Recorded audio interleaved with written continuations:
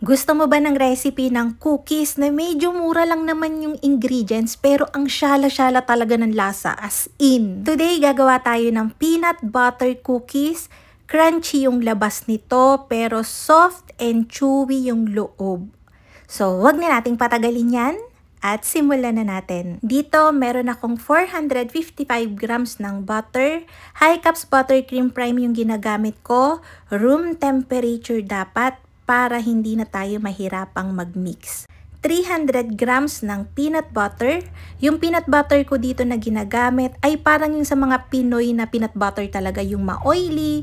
Ito yung brand na ginagamit ko. 1,100 grams na nga siya. For 160 pesos lang yung bili ko. Nabibili ko to sa Pasalubong Center.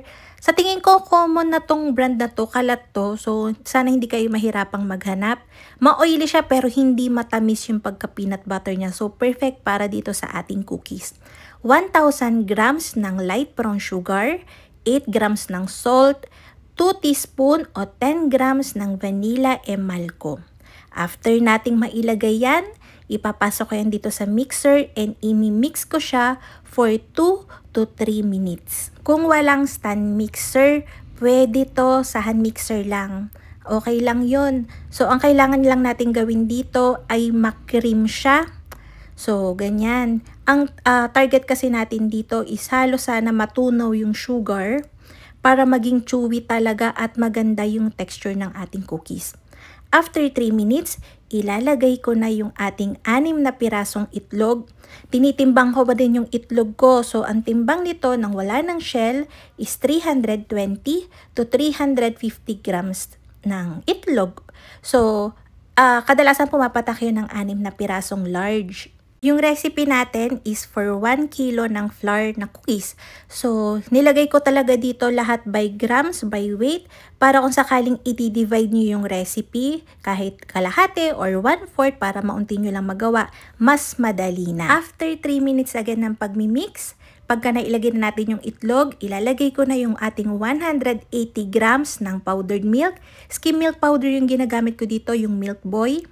15 grams ng baking soda, 10 grams ng baking powder. Ang ginagamit ko dito is Calumet. Double acting kasi yon and wala siyang pait kapag ginagamit.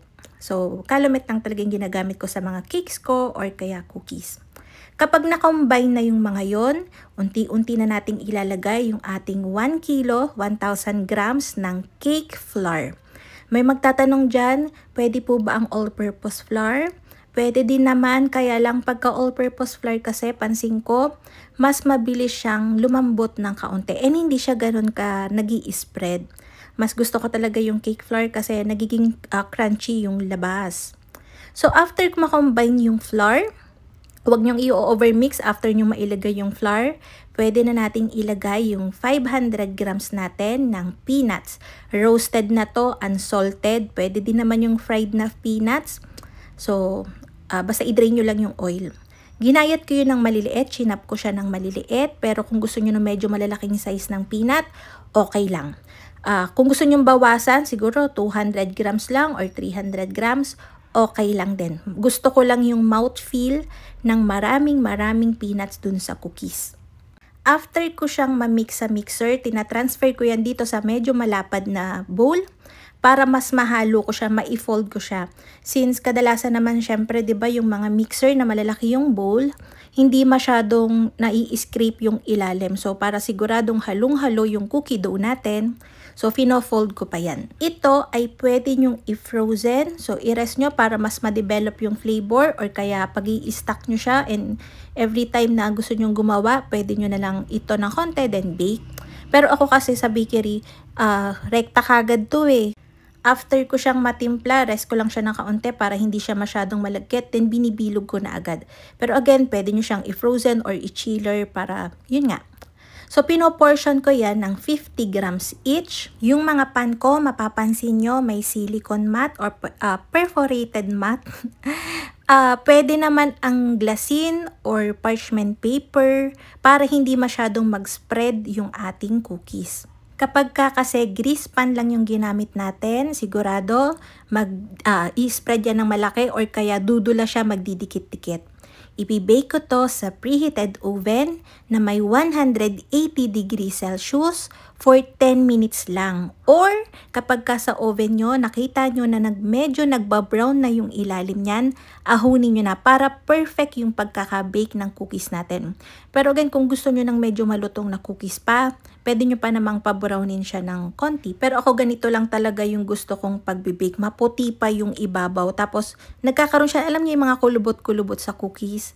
Ang syala kayang tignan nun. And kapag ganito lang kasi yung luto natin, kahit mag-ilang araw siya, chewy pa din yung loob. Huwag kayong mag-alala, hindi yan malambot. Ini-stack ko yan ng mataas. Siguro mga at least 6 na patong pagka naka-display na siya sa pan. Hindi to nababasag basta-basta. So, binibilog ko yan ng ganyan after baking para lang mas maganda yung pagkakabilog niya. Pero kanina kasi, nung tinitimbang ko to, binilog ko siya ng maganda. So, bilog na talaga yan. Pag sa bakery kasi, basta-basta na lang yan kasi nga nagmamadali. So, makikita nyo, palamigin nyo to ng konti bago nyo siya tanggalin dun sa pan. So, maganda yung crust niya sa ilalim and yung loob, promise chewy talaga siya. Lasang-lasa mo dito yung peanut butter. And talagang masarap. So, ayun na nga mga kalutong tinapay. Sana'y nagustuhan niyo yung ating video for today. Magkita-kita tayong muli. Ito pong muli ang lutong tinapay. Bye-bye!